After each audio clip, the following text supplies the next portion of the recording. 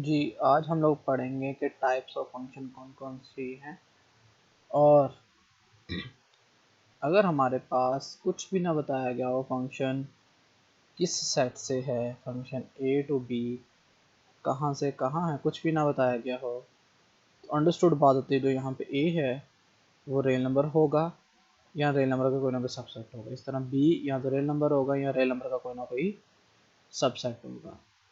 Right, तो ये देखिएगा डेफिनेशन। सबसे पहले मैं बताने लगा हूँ कि पोलिनोमियल फंक्शन क्या होते हैं।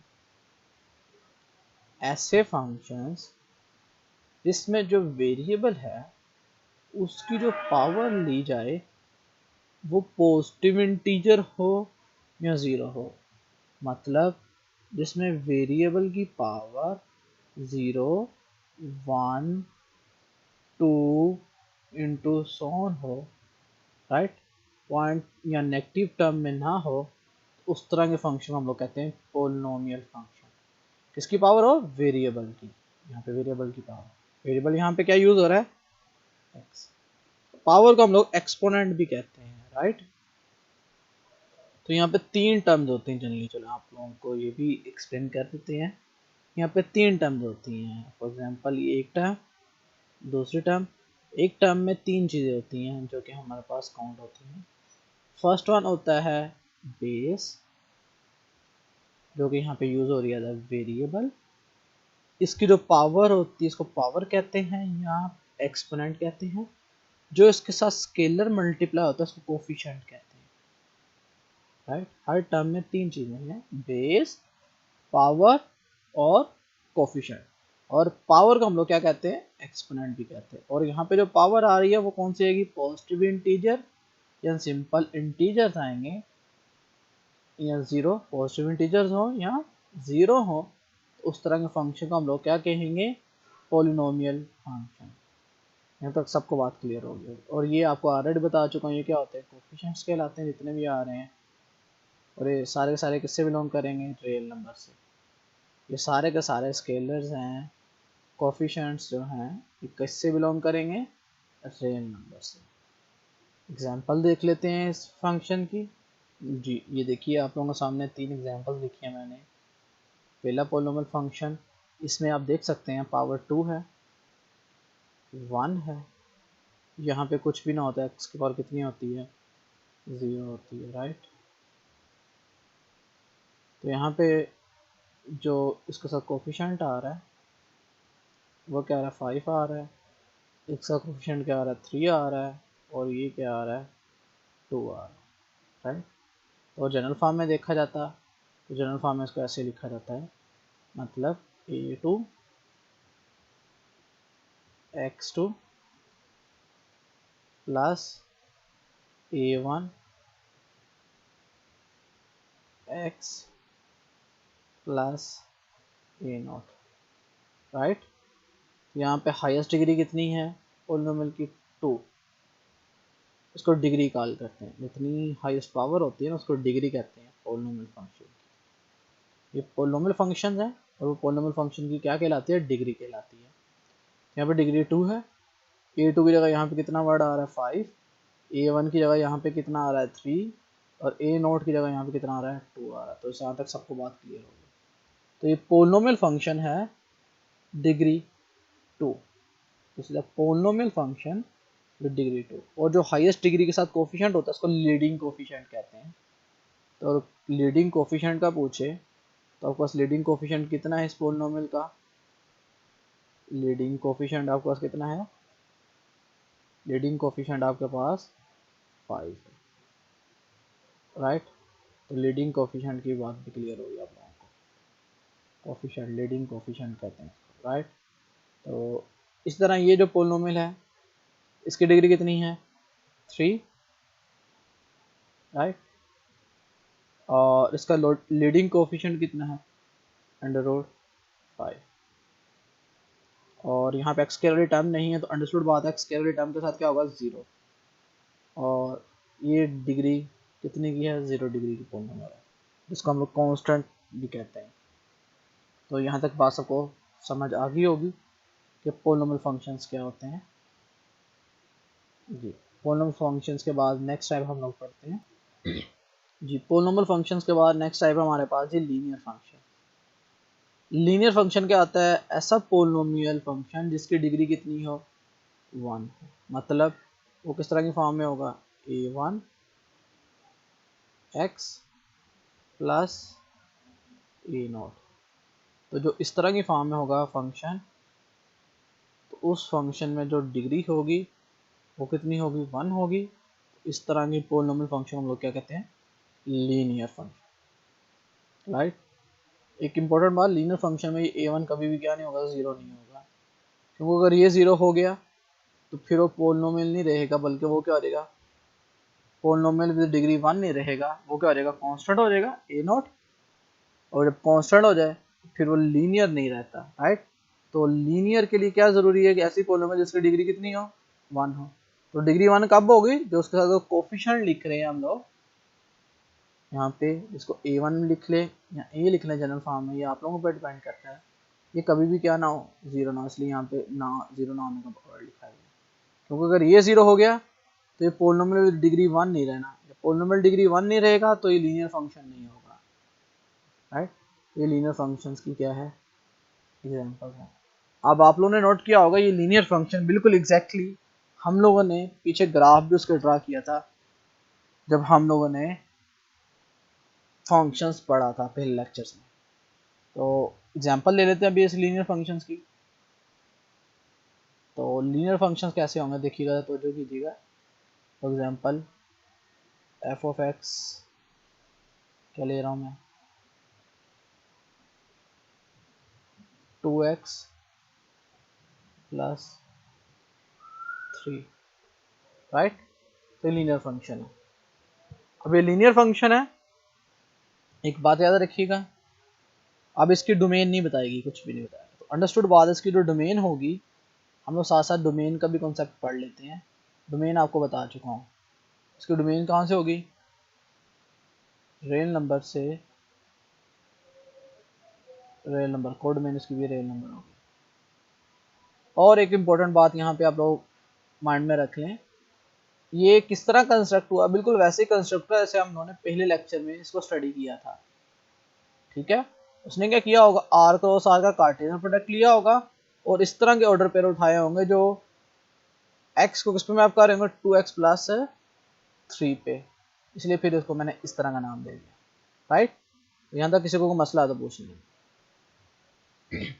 अच्छा एक दफ़ा दोबारा एक्सप्लेन कर लेते हैं कि कैसे बना है, तो हर दफ़ा आप लोगों को आइडिया हो जाएगा फिर भी कैसे बन रहा है कैसे नहीं बन। मैंने आर क्रॉस आर का क्या ले लेना है? पहले कार्टेशियन प्रोडक्ट। अब आर क्रॉस आर का जब कार्टेशियन प्रोडक्ट लूंगा तो वो कैसे डिफाइन होगा? आर क्रॉस आर का मैंने क्या लेना है? Cartesian product, right. तो वो कैसे डिफाइन होगा? यहाँ पे अगर ए और बी ऑर्डर पेयर की फॉर्म में होंगे और जो ए और बी होंगे ये सारे के सारे किससे बिलोंग करेंगे? रियल नंबर से, राइट। तो ये मैंने कार्टेशियन प्रोडक्ट डिफाइन कर लिया किसके दरमियान? आर और आर के दरमियान। फिर जब ये फंक्शन कैसे बना होगा, मैंने फिर इस कार्टेशियन प्रोडक्ट का सबसेट लिखा होगा। और वो कैसा सबसेट लिखा होगा आपको समझाने के लिए लिखने में, देखिएगा ज़रा। फॉर एग्जांपल यहाँ पे अगर 1 है तो यहाँ पे मैंने क्या दिया होगा? 5। 2 है, यहाँ पे मैंने दिया होगा 7। 3 है, यहाँ पे मैंने क्या दिया होगा? 9, राइट। 4 है, यहाँ पे मैंने क्या दिया होगा? 11। इस तरीके से ही क्या होंगे? ऑर्डर पे डिफाइन होंगे। फॉर एग्जांपल 0.1 है, 0.5 है, 0.5 होगा तो वो किस पे जाएगा? बेसिकली 4 पे। तो इस तरीके से ये सारे के सारे डिफाइन होंगे। इसका मतलब x किस पे जाएगा? x प्लस x जाएगा 2x प्लस 3 पे। तो फंक्शन डिफाइन हो गया F of X equal to X plus 3। इस तरीके से कंस्ट्रक्ट होता है जो कि हम लोगों ने पहले लेक्चर में डिटेल से सीखा है। यहाँ पे हम लोगों ने जस्ट उसका आइडिया दिया कि किस तरीके से हमारे पास ये फंक्शन जो लिखे गए हैं कंस्ट्रक्ट हो रहे हैं। अब इसका जो सारा मेन आइडिया था हम लोगों ने पहले लेक्चर में सीख लिया था, राइट। तो यहाँ पे तो जस्ट रिवाइज करवाया गया है कि किस तरीके से कंस्ट्रक्ट हुआ। तो यहाँ पे मैं बेशुमार एग्जांपल दे सकता हूँ, जब भी एग्जांपल दूंगा अंडरस्टूड बात होगी कि किस तरीके से कंस्ट्रक्ट किया गया था। फॉर एग्जांपल 5x सिंपल, तो ये भी क्या है, लीनियर है, प्लस बी आना था या ए नोट आना था, वो 0 है। F x equal to 5x, ये कौन सा फंक्शन है, लीनियर फंक्शन, राइट। तो यहाँ तक बात खत्म होगी। तो लीनियर फंक्शन सबको समझ आ गया होगा। अब नेक्स्ट है जी आइडेंटिटी फंक्शन। आइडेंटिटी फंक्शन क्या होता है, ऐसे फंक्शन जिसमें जो पुट किया जाए वो ही आंसर आ जाए। आइडेंटिटी फंक्शंस क्या होते हैं, इसमें जो पुट किया जाए वही आंसर आ जाए। मतलब जो ऑर्डर पेयर थे वो किस तरह के हों, ये एग्जांपल हमने पहले लेक्चर में की भी थी इस तरह, लेकिन वो जी से जी था। यहाँ पे कुछ भी नहीं दिया गया होता तो अंडरस्टूड बात होती है, कहाँ से है, बार बार बता रहा हूँ, R2 rail number 2 rail number study कर रहे हैं यहाँ पे, राइट। तो यहाँ पे आइडेंटिटी फंक्शन का मतलब क्या होगा, 0 पुट करोगे तो क्या आंसर देगा, 0, राइट। 1.5 पुट करोगे तो 1.5 पुट करने से कितना आंसर आएगा, 1.5 ही आएगा। 2 पुट करने से आंसर कितना देगा, एग्जैक्टली 2 ही देगा। तो यहाँ तक बात सबको समझ आ गई है। तो इस तरह के फंक्शन को कहते हैं आइडेंटिटी फंक्शन, कि जो पुट किया जाए वही आंसर आ जाए। तो इस तरह के फंक्शंस को आइडेंटिटी फंक्शंस कॉल करते हैं। हम लोगों ने जो पहले लेक्चर में कंस्ट्रक्ट किया था वहाँ पे मैंने सेट डिफाइन कर दिया था, बता दिया था कि वहाँ पे सेट क्या जी है। यहाँ पे कोई चीज़ मेंशन नहीं है, तो अंडरस्टूड बात है, यहाँ पे कौन सा सेट होगा, रियल नंबर होगा। तो यहाँ तक बात सबको क्लियर होगी आइडेंटिटी फंक्शंस कैसे होते हैं। जी, अगला हमारा टास्क है जी कांस्टेंट फंक्शन के डोमेन में जो मर्जी पुट कर दिया जाए आंसर क्या है, सेम नंबर है। मतलब यहाँ पे भी आर क्रॉस आर का कोई कार्टेशियन प्रोडक्ट लिखा गया होगा जो फंक्शन बना रहा होगा। कैसा उठाया गया होगा यहाँ पे कि फॉर एग्जांपल 0 पुट किया है तो भी आंसर 1 आ रहा है, 1.5 पुट किया है तो भी आंसर 1 आ रहा है, 2 पुट किया है तो भी आंसर 1 आ रहा है, √2 पुट किया है तो भी आंसर कितना आ रहा है, 1 आ रहा है, -2 पुट किया है तो भी आंसर कितना आ रहा है। तो इसका जो मर्जी पुट करो आंसर क्या आ रहा है, 1 आ रहा है। तो यहाँ पे जो फंक्शन होगा वो किससे रिप्रेजेंट हो जाएगा, F of X equal to 1, right. तो ये रिप्रेजेंट करने का तरीका। और जनरली इसको एफ के बजाय फिर जनरली सी से रिप्रेजेंट कर देता है, सी ऑफ एक्स, सी सा मीन कांस्टेंट फंक्शन, राइट। तो ये कांस्टेंट फंक्शन की डेफिनेशन, मतलब ऐसे ऑर्डर पर उठाया गया जिसमें जो सेकंड पॉइंट आ रहा है वो हमेशा क्या आएगा, एक सेम नंबर है, वो चेंज नहीं होगा। इस तरह का फंक्शन को क्या कॉल करते हैं, कांस्टेंट फंक्शन। नेक्स्ट हमारे पास डिफाइन कर रहा है रैशनल फंक्शन। रैशनल फंक्शंस क्या होते हैं, ऐसे फंक्शंस जिनके ऊपर भी पोलिनोमियल हो और नीचे भी क्या हो, पोलिनोमियल हो। इस तरह के फंक्शंस को क्या कहते हैं, जनरली रैशनल फंक्शंस। अब जो रैशनल फंक्शंस हैं इसमें ज़रा नोट कर लें पॉइंट के ऊपर भी पोलिनोमियल है नीचे भी। और पोलिनोमियल फंक्शंस क्या होते हैं, अभी हम लोगों ने पहली टाइप पढ़ी थी कि पोलिनोमियल फंक्शंस क्या होंगे। इसकी एग्जांपल देख लेते हैं। अच्छा, मतलब मैं पहला फंक्शन डिफाइन कर रहा हूँ, 2x + 3 डिवाइड बाय x + 1। ये एक आपके पास फंक्शन डिफाइन कर दिया। इसके देखो ऊपर भी पोलिनोमियल है और नीचे भी क्या है, पोलिनोमियल है। तो ये फंक्शन कैसा फंक्शन होगा, इसको एफ ऑफ एक्स से रिप्रेजेंट कर लें, डजंट मैटर, लेकिन इसको आर ऑफ एक्स इसलिए कह रहे हैं क्योंकि कौन सा फंक्शन है ये, जस्ट रैशनल फंक्शन है। ठीक होगी बात। तो ये रैशनल फंक्शन है, तो इस तरीके से हमारे पास रैशनल फंक्शन डिफाइन होते हैं। इसके ऊपर भी पोलिनोमियल हो फंक्शन हो और नीचे भी क्या हो, पोलिनोमियल है फंक्शन हो। अब सवाल ये पैदा होता है इसकी डोमेन क्या होगी। डोमेन वो होगी जिस पॉइंट पे नीचे वाला 0 ना हो। तो नीचे वाला 0 कहाँ पे हो रहा है, x + 1 को इक्वल टू 0 रखो जरा, x प्लस 1 को क्या रखो, इक्वल टू 0 रखो, तो क्या आता है आपके पास आंसर, x इक्वल टू किसके बराबर आ गया, x इक्वल टू -1 आ गया। इट मीन्स दैट कि फंक्शन -1 के अलावा बाकी तमाम पॉइंट पे क्या वो डिफाइन होगा। तो ये ज़रा लिख देते हैं, इसको अरेज कर दूँ। तो जो अभी मैंने एफ ऑफ एक्स लिखा था, राइट, इसको अरेज करके अब लिखता हूँ।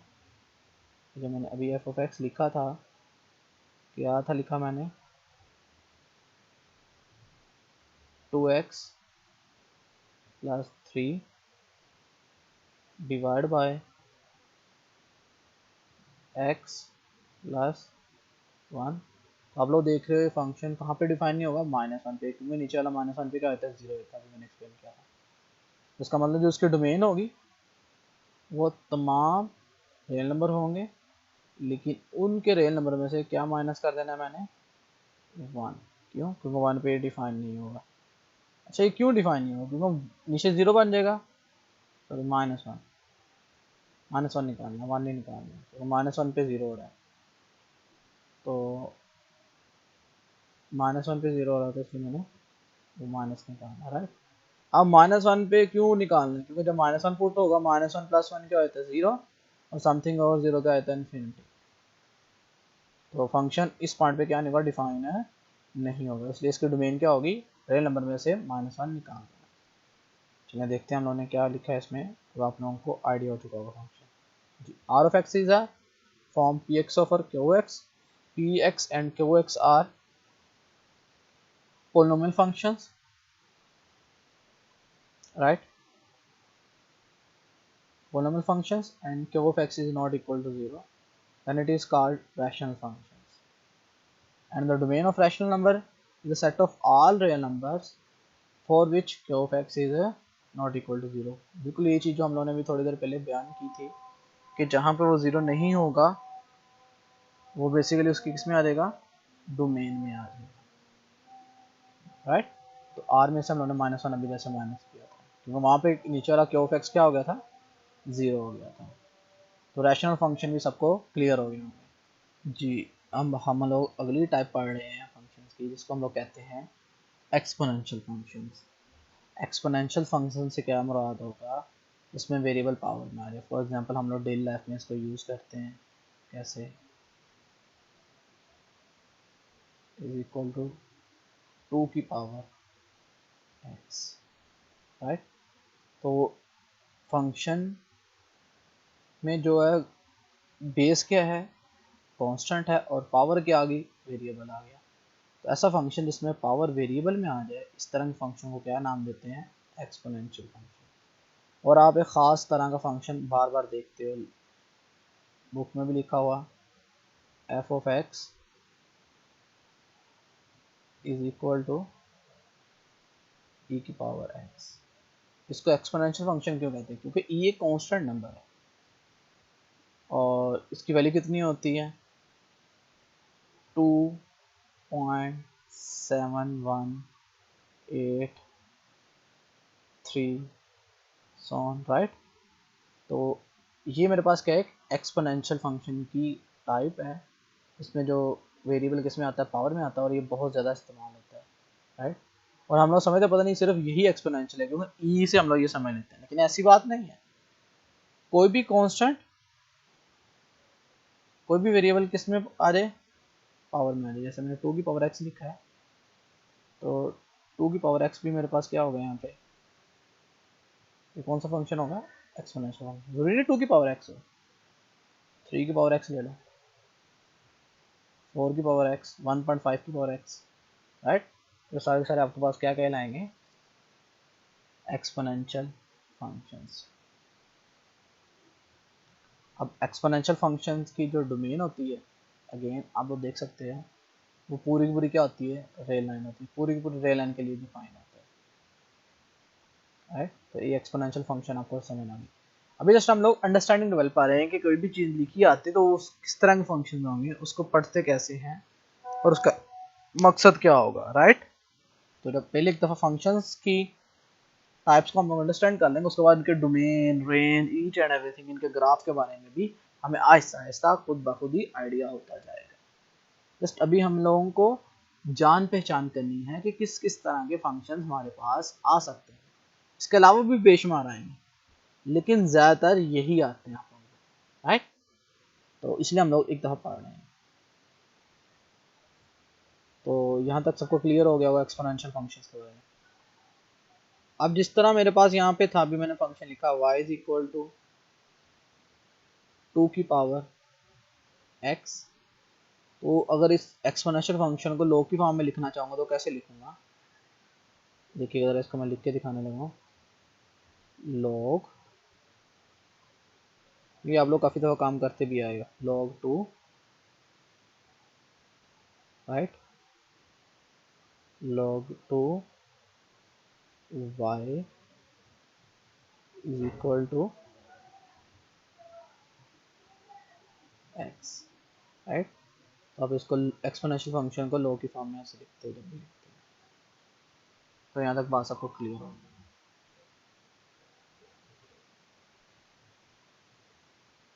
राइट। यहाँ तक कोई क्वेश्चन है तो पूछ लो। तो इस तरह के हम लोग पास जब फिर ये फंक्शन बनेगा, इस ये वाली चीज़ बन जाएगी, इसको कहेंगे लोगारिथमिक फंक्शन। इसलिए A X equal to A की power Y is equal to X form में हो तो लोगारिथमिक फंक्शन कैसे आएगा? Y is equal to log A X. यहाँ तक सबको लोगारिथमिक फंक्शन क्या हो गया होगा? क्लियर हो गया। तो जब भी लॉग आएगा तो वहाँ पे लोगारिथमिक फंक्शन आएगा। और अगर ए की जगह एग्जैक्टली नंबर 10 आ जाए तो आपको पता है आप उसको कहते हो कॉमन लॉग। उसको आप लोग ऐसे लिखते हो एल ओ जी, उसके नीचे कुछ भी नहीं लिखते, जस्ट एल ओ जी एक्स लिखते थे। अंडरस्टूड बात होती है। यहाँ पे जो ए है वो कितना आ रहा है? 10 आ रहा है, जिसको हम लोग कॉमन लॉग कहते हैं। और अगर यहाँ पे ई आ जाए, ए की जगह क्या आ जाए? ई आ जाए, तो उसको लिखते हैं एल ओ जी ई इंटू एक्स, और इसको नेचुरल लॉग कहते हैं। और इस नेचुरल लॉग को कैसे रिप्रेजेंट किया जाता है? एल एन से भी लिखा जाता है। तो ये बात याद रखिएगा। तो मैं इसको फिर ऐसे भी लिख सकता हूँ। तो ये आ गया लोगरिथमिक फंक्शन जिसमें लॉग आ जाए। बात सबको क्लियर हो गया। इसी तरह हमारे पास नेक्स्ट है एक्सप्लिसिट फंक्शन। एक्स, एक्स का मतलब होता है एक्सप्रेस कर सकना। एक्सप्रेस कर सकने का मतलब क्या होता है कि y को in terms of x express किया जा सके, राइट। तो मतलब क्या होगा कि जब कोई फंक्शन दिया गया हो मेरे पास, उसमें y को in terms of x represent किया जा सकता हो, जैसा कि यहाँ पे y equal x plus 1 represent किया गया है, राइट। तो y एक्सप्रेस हो गया है, जाहिर हो गया है किसके फॉर्म में? In terms of x। तो इस तरह के फंक्शन को कहेंगे एक्सप्लिसिट।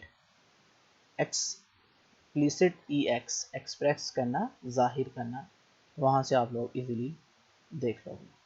फॉर एग्जांपल एक और फंक्शन ले लेता हूँ, x plus Y equal to 2।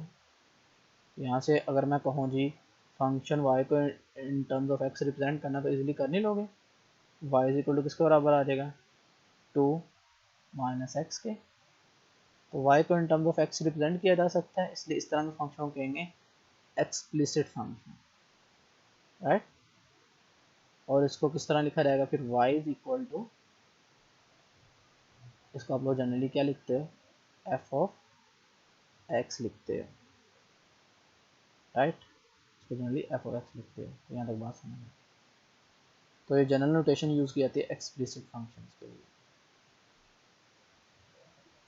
इसी तरह मेरे पास एक और टाइप होगी फंक्शंस की, जिसमें x को in terms of y represent नहीं किया जा सकता होगा, या y को इन टर्म्स ऑफ x, जैसा कि वाला फंक्शन है।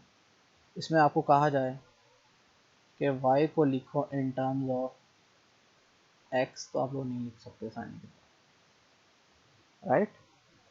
तो इसका मतलब y को in terms of x express नहीं किया जा सकता, जाहिर है नहीं किया जा सकता। इस तरह के फंक्शन को हम लोग कहते हैं इम्प्लिसिट फंक्शंस।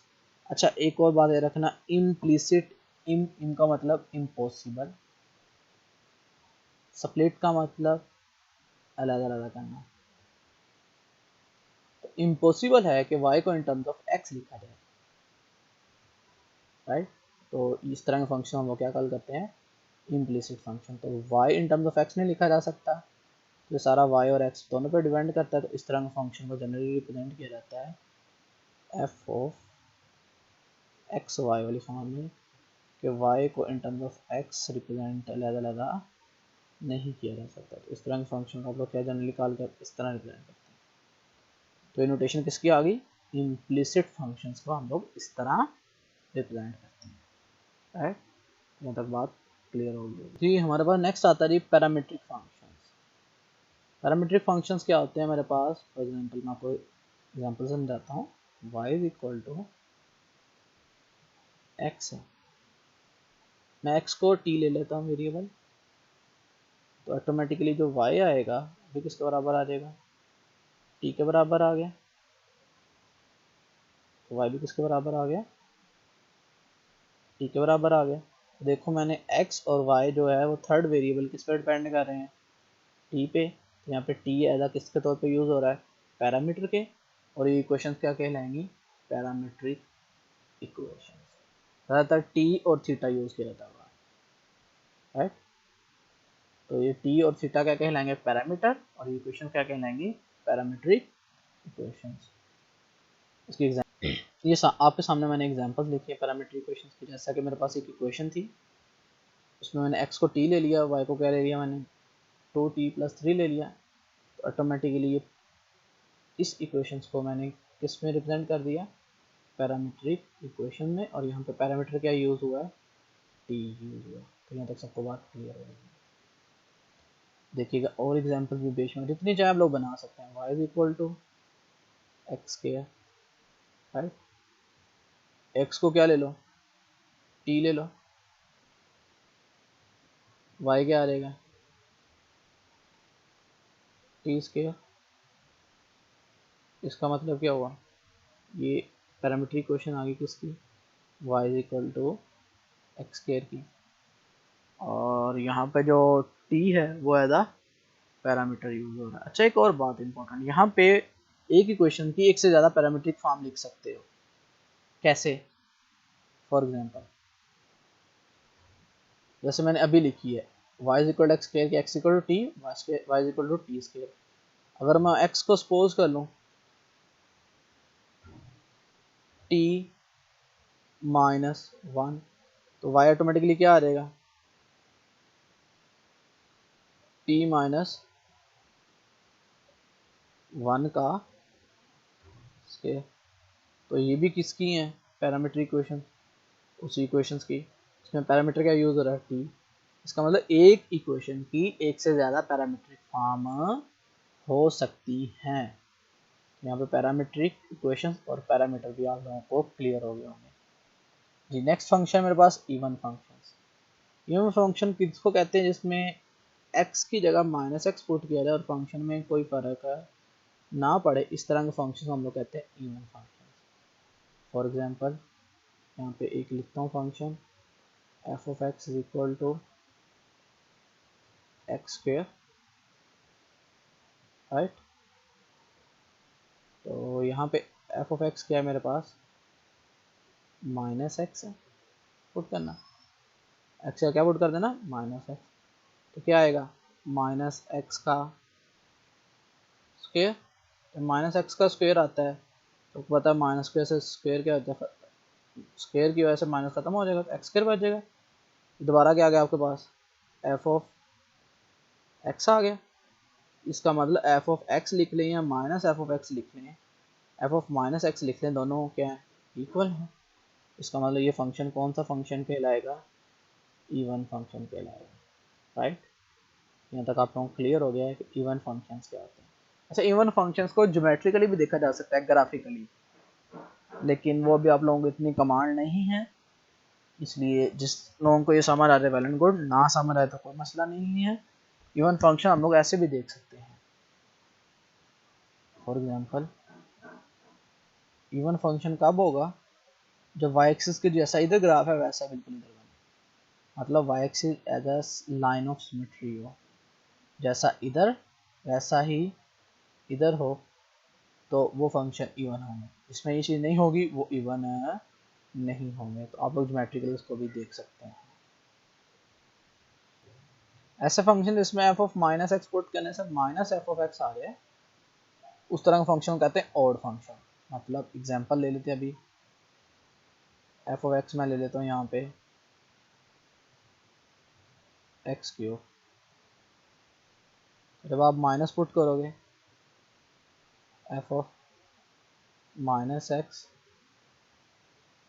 राइट, तो क्या आएगा,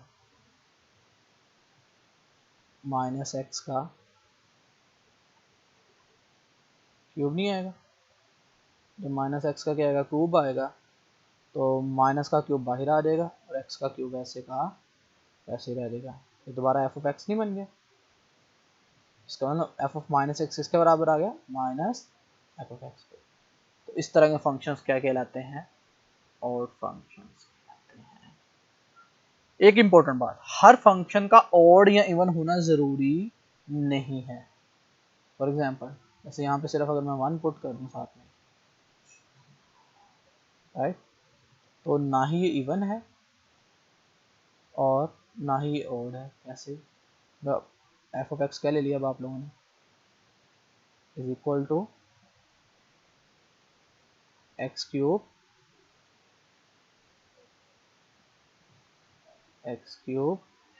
प्लस 1 लिया ना। अब माइनस एक्स पुट करोगे तो वाला फंक्शन दोबारा नहीं बनेगा।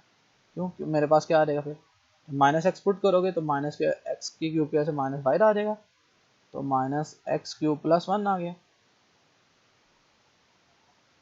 ये वाला दोबारा फंक्शन नहीं बना। ये वाला दोबारा फंक्शन नहीं बना, इसका मतलब ये फंक्शन ना ही इवन है ना ही ओड है। अब मैंने आप लोगों को ऑल टाइप्स ऑफ फंक्शंस बताने की कोशिश की है। अब इस अगर आप लोगों को ये सारे फंक्शंस समझ आ गए हैं तो बहुत अच्छी बात है। इनमें से आपने जो कुछ भी पूछना हो आप मुझसे पूछ सकते हैं, राइट। और जिन बच्चों को ये बहुत अच्छे तरीके से समझ आ गया मेरा लेक्चर, तो वो एक्सरसाइज 1.1 के कुछ क्वेश्चंस देखिएगा, सॉल्व करने की कोशिश कीजिएगा, आप लोगों को बहुत हद तक आइडिया हो जाएगा, राइट। इससे नेक्स्ट लेक्चर में मैं एक्सरसाइज सॉल्व करके आप लोगों को समझाऊंगा कि 1.1 एक्सरसाइज के क्वेश्चंस डिस्कस करूंगा।